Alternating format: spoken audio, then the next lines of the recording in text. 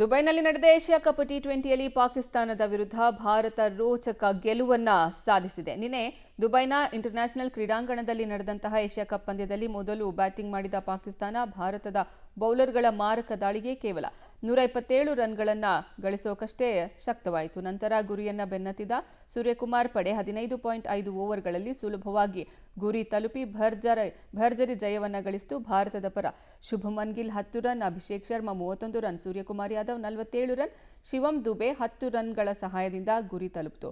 ಗೆಲುವಿನ ನಂತರ ಮಾತನಾಡಿದ ಸೂರ್ಯಕುಮಾರ್ ಯಾದವ್, ಈ ಗೆಲುವನ್ನು ನಾವು ದೇಶದ ಯೋಧರಿಗೆ ಅರ್ಪಿಸ್ತೀವಿ ಅಂತ ಹೇಳಿದ್ರು. ಇದೇ ವೇಳೆ ಪಹಲ್ಗಾಮ್ನಲ್ಲಿ ದಾಳಿಗೆ ಒಳಗಾದವರ ಕುಟುಂಬದೊಂದಿಗೆ ಸದಾ ನಾವು ಇರ್ತೀವಿ ಅನ್ನೋದರ ಮೂಲಕ ದೇಶ ಪ್ರೇಮವನ್ನ ಮೆರೆದರು. ದುಬೈನಲ್ಲಿ ನಡೆದಂತಹ ಏಷ್ಯಾ ಕಪ್ ಟಿ20 ಟೂರ್ನಿಯಲ್ಲಿ ಪಾಕಿಸ್ತಾನದ ವಿರುದ್ಧ ಭಾರತ ಭರ್ಜರಿ ಜಯವನ್ನ ಸಾಧಿಸಿದೆ. ದುಬೈನ ಇಂಟರ್ನ್ಯಾಷನಲ್ ಕ್ರೀಡಾಂಗಣದಲ್ಲಿ ನಡೆದಂತಹ ಪಂದ್ಯದಲ್ಲಿ ಮೊದಲು ಪಾಕಿಸ್ತಾನ ಬ್ಯಾಟಿಂಗ್ ಅನ್ನು ನಡೆಸಿತು. 127 ರನ್ಗಳನ್ನು ಕಲೆ ಹಾಕಿತು. 128 ರನ್ಗಳ ಟಾರ್ಗೆಟ್ ಅನ್ನ ನೀಡಿತು ಪಾಕಿಸ್ತಾನ ಭಾರತಕ್ಕೆ. ಭಾರತ 15.5 ಓವರ್ಗಳಲ್ಲೇ ಈ ಗುರಿಯನ್ನ ತಲುಪಿತು.